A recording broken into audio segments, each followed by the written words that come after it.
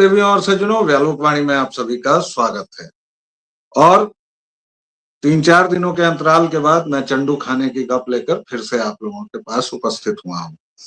3-4 दिनों का गैप इसलिए था, अंतराल इसलिए था कि मैं थोड़ी यात्रा में था और पूरा देश इस भव्य स्तर पर इन दिनों में चंडू खाना बन गया है कि मैंने कहा कि आज इस पर बात नहीं करूंगा तो ये अपराध हो। चंडू खाना क्या होता है ये मैं इस वीडियो में एक आखिरी बार समझा देता हूं। उसके बाद जैसा दोस्तों ने कहा है मैं एक पोस्ट लिख के और नीचे डिस्क्रिप्शन में लिख दूंगा।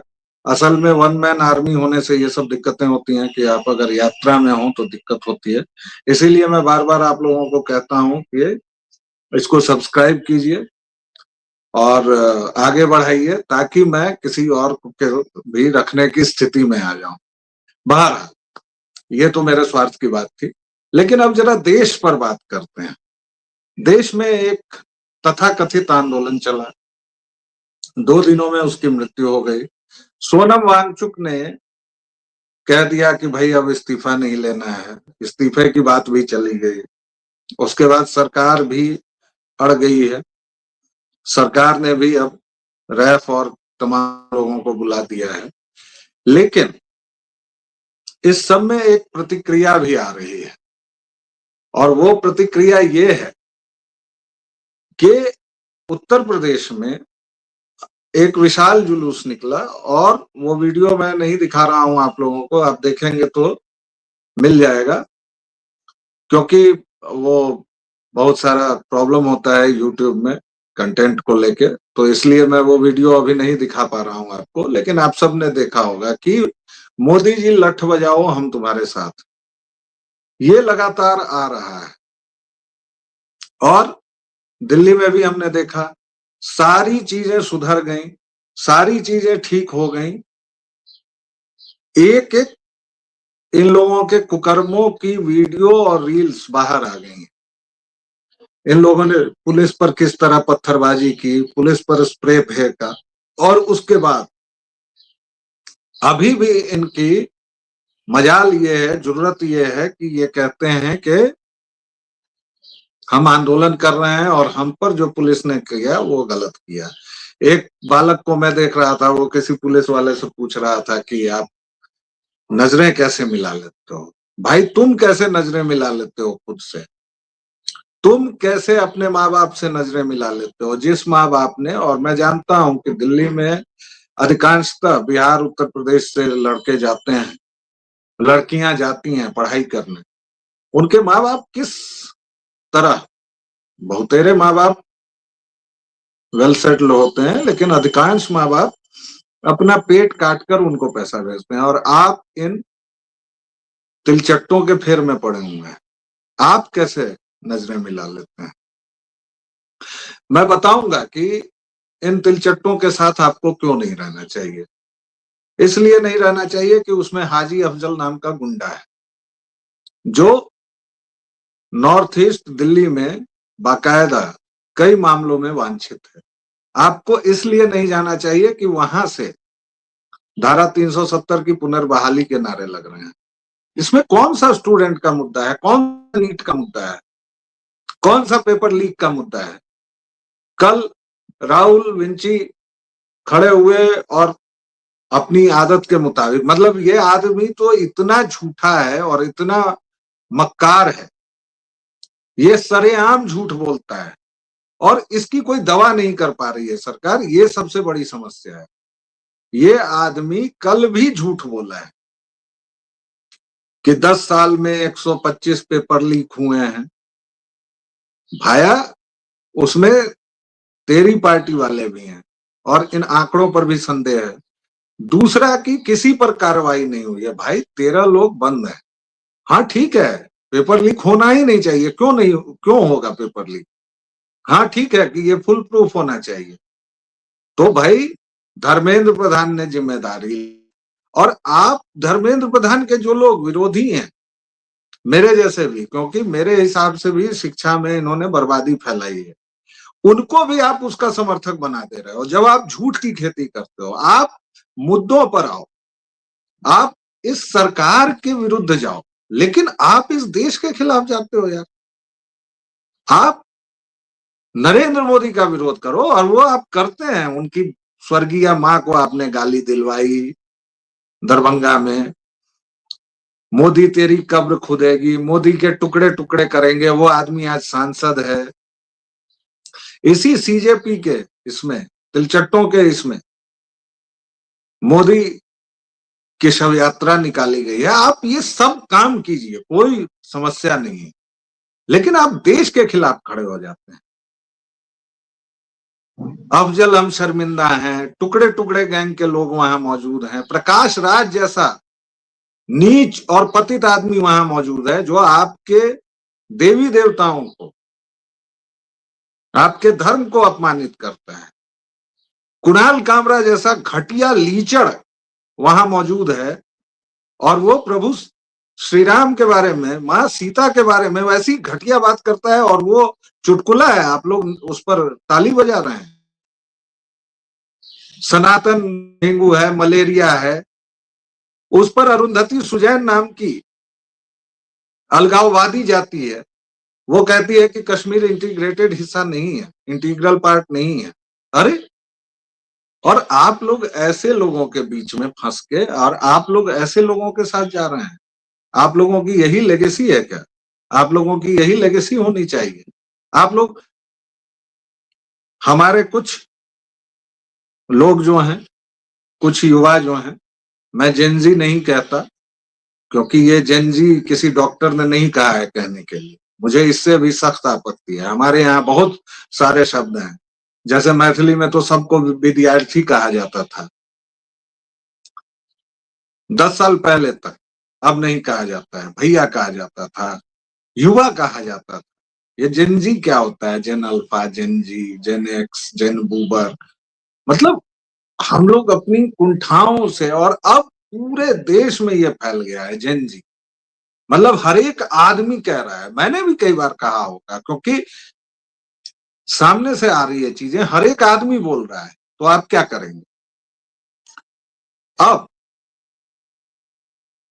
उत्तर प्रदेश में जितने लोग, इनके यहाँ तो कांग्रेस मिल गई, सपा मिल गई, आम आदमी पार्टी मिल गई, तब भी जितने लोग नहीं थे, उतनी बड़ी भीड़ निकली कि मोदी जी लठ बजाओ, हम तुम्हारे साथ। क्यों? क्योंकि ये सचमुच इन्होंने पका दिया है, लोग अब इनसे चट गए। आप यार हर एक चौथे महीने एक तंबू कनात लेते हो और निकल जाते हो, क्या मतलब है इसका? क्या बकवास है ये? कभी किसान के नाम पर आप खालिस्तानी, और हर एक बार आपकी यात्रा झूठ की बढ़ती जा रही है। नोटबंदी में इतने लोग मर गए, क्यों मर गए भाई? कहां मर गए मुझे बताओ। अगर जो गरीब है उसका नोटबंदी से क्या लेन देन है, मुझे बताइए। आप कह रहे हैं कि जो रिक्शा पुलर है, जो सामान्य गरीब जनता है, वो मर गया। कोरोना में आपने वही किया। जिस प्रधानमंत्री की एक आवाज पर पूरा देश थाली और चम्मच बजाने लगता है, आप क्या सोचते हैं कि वो प्रधानमंत्री अगर इस देश को आह्वान करेगा तो क्या नहीं हो जाएगा? लेकिन आपको समस्या देश की समस्याओं से नहीं है ना, आपकी समस्या सत्ता में नहीं रहना है। आप बताइए, नकटेड़ यादव रहे थे उत्तर प्रदेश के 5 साल मुख्यमंत्री, क्या किया उन्होंने? मैं कहता हूं कि आज आप आंदोलन कीजिए, सारे लोग आपके साथ आ जाएंगे। इस आंदोलन को क्यों समर्थन मिलना चाहिए? इतने सारे लोग जमा हुए हैं जिनके बारे में सबको सच्चाई पता है। आप प्रकाश राज जैसों को अपना आदर्श बनाना चाहते हैं। आप उस अरुंधति सुजैन 2 कौड़ी की, उसको अपना आदर्श बनाना चाहते हैं। हाजी अफजल जैसे गुंडे को, उमर खालिद को छुड़वाने के नारे लगे हैं यहां से। उसका बाप जो सिमी का था, जिसने, वो सिमी वो खतरनाक संगठन है जिसने भारत के कई शहरों में ब्लास्ट किए हैं, उसके बाद उसको बैन किया गया। उसके बाद इन लोगों ने अपना कलेवर बदला, फिर पीएफआई हुआ, फिर पीएफआई भी बैन हुआ, फिर कुछ ये चेंज किया है। ऐसी ऐसी हास्यास्पद बातें। एक जिहादी है, आतंकी है, जो खुद को अभिनेता भी कहता है, नसरुद्दीन शाह, मोस्ट ओवररेटेड, घटिया कलाकारी का उससे घटिया नमूना नहीं है, जो केवल एक टोन और एक लैंग्वेज में, एक जेनर में बात करता है। कल वो आ गया और मुझे तो लगता है दारू पी के आया हुआ था, वो लगा गरियाने, जाहिल है, फलाना है, मेरा खून उबल रहा है। तुम्हारा खून दिल्ली ब्लास्ट पर नहीं उबलता है, तुम्हारा खून उन तमाम निर्दोषों की हत्या पर नहीं उबला, हरामखोर। पहलगाम पर तुम्हारा खून नहीं उबलता है, जहां बाकायदा पैंट खुलवा के हिंदुओं को मारा गया। तुम इतने हरामखोर हो, और उसके बाद तुम आ जाते हो इस देश का खा के पी के। ये है हामिद अंसारी है, ये जितने लोग हैं, इस देश ने इनको बनाया है, हम लोगों ने बनाया है,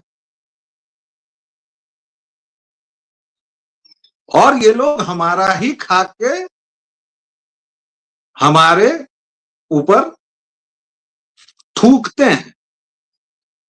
तो मैं बच्चों से पूछना चाहता हूं कि क्या आप इन लोगों के साथ जाना चाहते हैं? क्या ये आपके आदर्श? एक सांसद है, महुआ मोइत्रा, सब आपको मिलेगा, मैं जानबूझकर नहीं दिखाता हूं। उसने आरएएफ की एक लेडी ऑफिसर का बाकायदा फोटो लगा के आह्वान किया है कि ये कहाँ रहती है, क्या करती है, इसके परिवार में कौन है, ये सब निकालो, ताकि इसके ऊपर हम इसको नेम एंड शेम कर सकें। आप बताइए, ये इस देश में हो रहा है। आरएएफ की वह महिला कांस्टेबल जो अपना काम कर रही है या ऑफिसर है, उसके लिए भाई उसको सरकार इसी बात के लिए तनख्वाह देती है। और ये जो गुंडे हैं, आंदोलनकारी तो हैं ही नहीं, ये जो गुंडे हैं, ये जब पत्थर बरसा रहे हैं, स्प्रे फेंक रहे हैं, तो फिर, और इसमें हमारे कुछ भोले भाले मनुष्य भी फंसे हुए हैं, जो कोई पटना में रैली निकाल दे रहा है, कोई भागलपुर में निकाल दे रहा है, कोई लखनऊ में निकाल दे रहा है, कोई कहीं निकाल दे रहा है। भाई तुम्हारा मकसद क्या है? नीट और पेपर लीक करो उस पर, लेकिन ये तुम किन लोगों के साथ जा रहे हो? और देखो इन जाहिलों के साथ कौन लोग हैं। राहुल विंची है, वक्र नासिका वाले टोटी चोर हैं, जिस पर टिकट ब्लैक का आरोप है वो है, महुआ मोइत्रा है, जिसने अपना पासवर्ड पेटी फायदों के लिए, छोटे मोटे फायदों के लिए दे दिया है, वो आज बात कर रही है। जिसकी पार्टी के राज में बंगाल में तमाम तरह से लोगों को, हिंदुओं को खास तौर से पीड़ित किया गया, वो आज ज्ञान दे रही है। वो आज शुचिता की, नैतिकता की और पता नहीं कौन कौन सी बातें कर रही है, हिल हिल के ऐसे ऐसे। अरे तुम जाके अपना मुंह धो महुआ, तुम्हारा बोलने का मुंह नहीं है। संदेश खाली से लेके कहां कहां तुम्हारी जुबान सिली रही, और तुम तो बाकायदा बाहर की जा चुकी हो। फिर अपना कोर्ट और क्या क्या से हुआ। हमने ये देश बनाया है, हम इसी के लिए किए थे क्या हमारे पूर्वजों ने? मतलब जो गांधी नेहरू की फिलॉसफी, वही गंध मचा दी हमने इस पूरे देश में। ऐसे ऐसे नेता हैं हमारे देश में। पूरी संसद में 33% अपराधी हैं।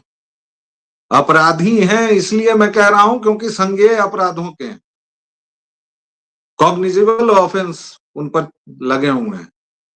नॉन कॉग्निजिबल की तो बात ही छोड़ दी, तब तो हमको लगता है कि 60-70% चला जाएगा। और अभी भी फिर से वही संजय सिंह, फिर से वही केजरीवाल, जिस केजरीवाल ने पूरी दिल्ली को ठगा, पूरी दिल्ली को बर्बाद कर दिया, पूरा शीश महल, उस केजरीवाल। पंजाब में क्यों नहीं लाठियां चल रही हैं भाई? सॉरी, क्यों चल रही हैं? पंजाब में दुरुस्त कर दिया है,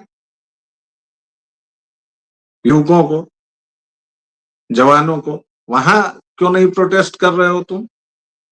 केरल में अभी मार मार के सुझा दिया पुलिस ने, वहां क्या अलग हो गया? प्रॉब्लम क्या है इस देश की कि आप बहुत ही चुनिंदा, सेलेक्टिव एमनीजिया है हमारे पास, और सेलेक्टिव परसेप्शन है। आप कह सकते हैं कि आप जब बोल रहे हैं तो आपके ऊपर भी यही आरोप लग सकता है। बिल्कुल लग सकता है, क्यों नहीं लगेगा? लेकिन मेरे ऊपर नहीं लगेगा मित्र, क्योंकि मैं आतंकियों और देशद्रोहियों के साथ खड़ा नहीं हो सकता, क्योंकि मैं उन लोगों के साथ खड़ा नहीं हो सकता जो हिंदू धर्म का अपमान कर रहे हैं। सीधी सी बात यह है कि मुझे भी इस सरकार की समस्या हो सकती है, बहुत चीजें हुई हैं, बहुत चीजें नहीं हैं, बहुत सारे मंत्री नकारा हैं, लेकिन इसका मतलब ये नहीं है कि मैं देश के खिलाफ जाकर खड़ा हूं। मोदी के खिलाफ आप खड़े होइए, कहीं कोई दिक्कत नहीं है। देश के खिलाफ नहीं खड़े हो सकते हैं, क्योंकि ये देश रहना चाहिए। तो इसीलिए जो भी युवा जा रहे हैं वहां और जो इनकी चाल में फंस रहे हैं, उन सबको मैं कह रहा हूं कि एक बार सोचिएगा जरूर। आप हमारे वीडियो इतने प्रेम से देखते हैं, इसके लिए आप सबका अनुग्रह। आप में से कई ने हमारी सहायता भी की है, सबका बारंबार धन्यवाद। अगर आप उसे कंटिन्यू करना चाहते हैं तो प्लीज, क्यूआर कोड है और नीचे नंबर भी दिया हुआ है, आप उस पर इस चैनल की सहायता कर सकते हैं। और अगर आप सब्सक्राइब करते हैं और वीडियो को शेयर करते हैं तो हमारी आवाज ज्यादा लोगों तक पहुंचती है, रेजोनेट होती है। तो इसलिए लाइक कीजिए, शेयर कीजिए, सब्सक्राइब कीजिए। आप सबका दिन शुभ हो, इसी कामना के साथ दीजिए आज्ञा। जय सिया राम।